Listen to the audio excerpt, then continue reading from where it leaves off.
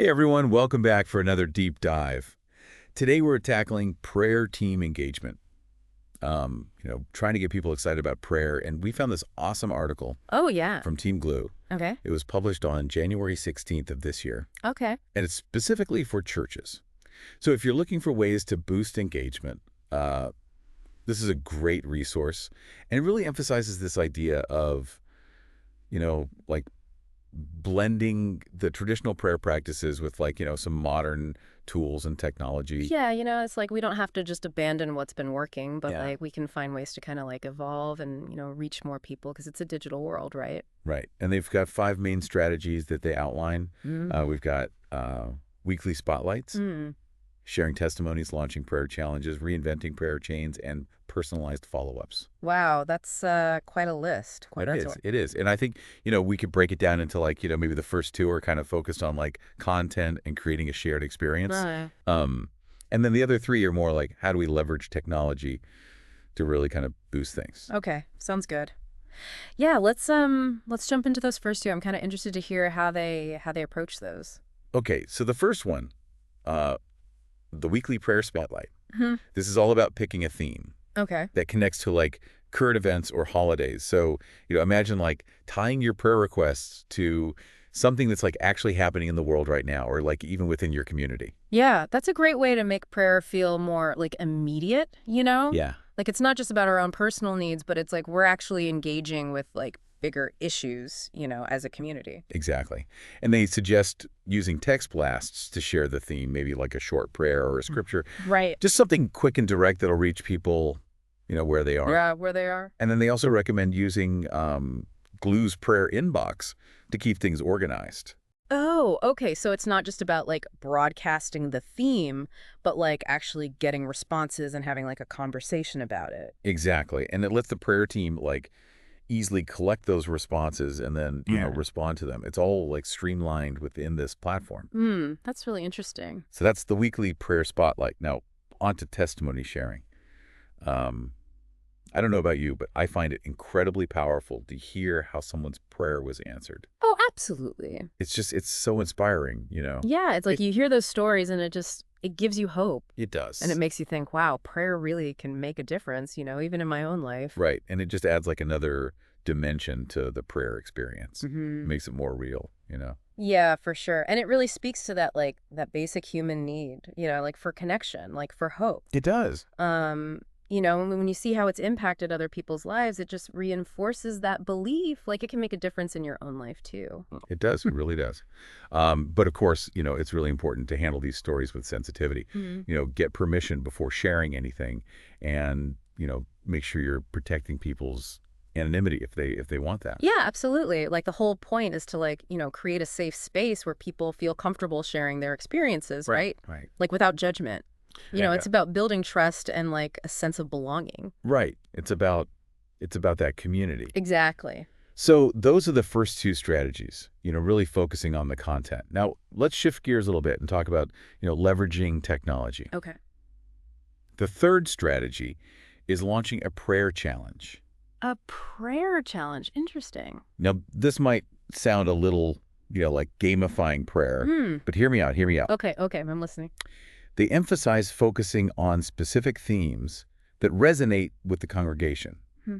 So, it could be something like praying for families, Mm. praying for healing in the community, Okay. or, fostering gratitude, just anything that really speaks to where people are at. Yeah, I see. So it's not just about like praying more, but like directing that prayer towards like a shared goal, right? Exactly. Which can be, really powerful, like really unifying. And the best part is, with Gloo, you can actually automate those daily reminders and prompts. Mm-hmm. So you don't have to be like a tech whiz to make it work. That's great. It's all built Yeah, in. it makes it easy. Exactly. And you can even track the progress of the challenge and see how many people are participating, get some feedback, Oh, I like that. which can be really motivating. Yeah, for sure. It keeps people accountable. Right. And it, encourages that consistency. Exactly. And, I'm noticing a theme here with Gloo. Yeah. It's like they've really thought about how to remove the barriers Right? to participation and make prayer more accessible and engaging. That's smart. That's really smart. So then we get to prayer chains, but with a twist. A twist? What kind of twist? Like the traditional chains where you write down a request and pass it Oh, along. yeah, yeah. They're getting a digital makeover. Oh. So no more like crumpled pieces of paper Right. getting lost in the shuffle. It's all digital now. I can already see how this is gonna, like solve some of those old problems. Exactly. So with a digital prayer chain, no request gets overlooked. Right. You can involve a lot more people. Yeah. And it takes advantage of, the fact that we're all on our phones all the time. Yeah, for sure. For sure. And it makes it so convenient to participate. Yeah, and that convenience, like that can really make a difference in whether people actually join in or not. It can. And it's not just about convenience, though. Yeah. By connecting people through their phones, you're actually strengthening those bonds within the church, even when people can't be physically present. That's a really good point. Like we often think of technology as, making us more isolated. But in this case, it's actually the opposite. It is. It's, helping us connect and like build this support system that goes beyond just, like who we see on Sundays. Exactly. And that brings us to my personal favorite, personalized follow-ups. Oh, okay. So imagine this. You've shared a prayer request, and someone from the prayer team, they reach out to you personally, just to let you know that they're praying for you specifically. Oh, wow. Yeah, that would be amazing. Like it would make you feel so seen. It would, and so cared for. Like someone's actually listening, Yeah. And it takes prayer from being this like passive activity to like an active expression of love and support. Yeah, it's that, that personal touch. It is. It makes all the difference. It does. It shows you really care. Yeah. Yeah, it really makes you feel like you're not alone, It does. Like people are there for you. Yeah. And it doesn't have to be anything complicated. It could just be like a quick text message or, even like a handwritten note, just something to show that you're thinking of them. It's like one of those key takeaways from this whole article is that it's those little things, those small gestures that can really have a big impact. Yeah, absolutely. It's not always about the grand pronouncements or, the elaborate rituals. It's about those consistent, genuine acts of caring. Exactly. It's about showing up for people in those little ways. And I think that's where Gloo's features really shine, because they've really thought about those small details. Yeah. Like, for example, they have a feature that lets you schedule follow-up reminders. Oh, wow. So, you don't accidentally overlook anyone. That's really helpful, especially when things get busy. Exactly. It's easy to get caught up in everything else, but those reminders help ensure that, no one falls through the cracks. It really speaks to a level of intentionality that I think is it's really commendable. As we've been talking about these strategies, I've been thinking about how they fit into the bigger picture of, church engagement in general. Right. Because it's no secret that people they're busier than ever these days. Oh, absolutely. And our attention spans are, they're not what they used to be. Yeah, we're constantly bombarded with information. Right. It's like, how do you cut through all that noise and make prayer feel relevant? It's a challenge for sure. And I think that's where technology can actually be a really powerful tool. You think so? I do. It's not about replacing face-to-face interaction, but it's about, like, complementing it. Right. Okay. Providing these additional avenues for connection. I see. So it's about meeting people where they are, both literally and figuratively. Exactly. Because, let's be honest, we're all glued to our devices these days. Yeah, pretty much. So why not harness that? Use it for spiritual growth and support. Yeah, that's a good point. Imagine, like, you're having a tough day, and you get a notification on your phone that reminds you to participate in the week's prayer challenge. Yeah. Or you receive a message from someone on the prayer team just letting you know they're thinking of you. It's like having this pocket-sized support system. It is. It's like 24/7. I like that. And it really challenges that idea that technology is always isolating, right? It does. Because in this case, it's actually facilitating connection Yeah. and spiritual engagement.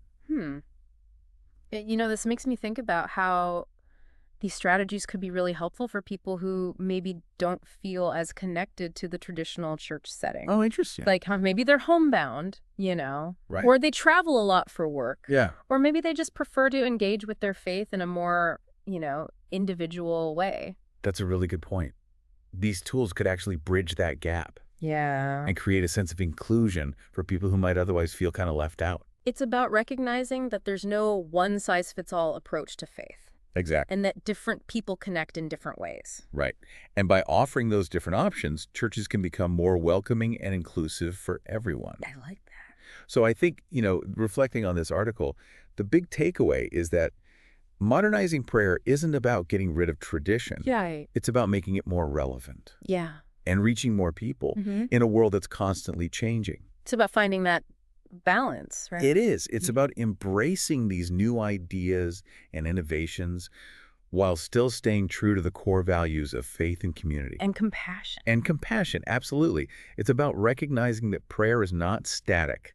Right. It's a living, breathing thing that can adapt and evolve. And, maybe most importantly, it's about remembering that prayer isn't just about asking for things. It's about nurturing that connection, that deeper connection with God Yes. and with each other. So, as we've been talking about all this, what's really resonated with you? For me, it's the potential of technology to actually enhance the human element of prayer. I like that. It's not about replacing it, but it's about amplifying it. Yeah. Using these tools to really boost our compassion, our empathy, our sense of community. That's a really powerful message. And I think it's incredibly hopeful. It is hopeful. Because in a world that can feel so divided, so disconnected, prayer has this power to bring us together. Yeah. It reminds us of our shared humanity, Mm-hmm. and it inspires us to act with love and kindness. That's beautifully said. I think that perfectly captures what we've been talking about today. All right, so as we move into the final part of our deep dive, Mm-hmm. let's talk about how to actually put these strategies into practice. Okay. And maybe some of the challenges that, churches might face along the way. All right, so we've talked about all these great ideas, but how do we actually make them happen? Yeah, that's the big question, right? It's one thing to read about it, but then there's actually putting it into practice. Exactly. And I imagine, there might be some bumps along the way. Oh, for sure. Anytime you're, trying something new, especially with technology, there's going to be a learning curve. Right. Probably some hesitation too. So let's say a church leader's listening and they're like, all right, I'm ready to do this. Where do they even begin? Well, I think the key is to start small. Don't try to do everything at once. Pick one strategy that really resonates with you and your team. Okay, so don't overwhelm yourself. Exactly. And think about your congregation too. What are their needs? What are their strengths? Maybe they're already super active on social media, so a prayer challenge there could be a good fit. Right. Right. That makes sense. And I imagine it's really important to get buy-in from the prayer team too. Oh, absolutely. They're the ones who are going to be, leading the charge. Exactly. So don't just spring it on them. No. Make it a collaborative effort. Okay, so how do you do that? Well, start by asking questions. What are some of the challenges we're facing? Which of these ideas excites you the most? When people feel like they're part of the process, they're more likely to be invested. That's a great point. And I bet some folks might be a little hesitant about the technology piece.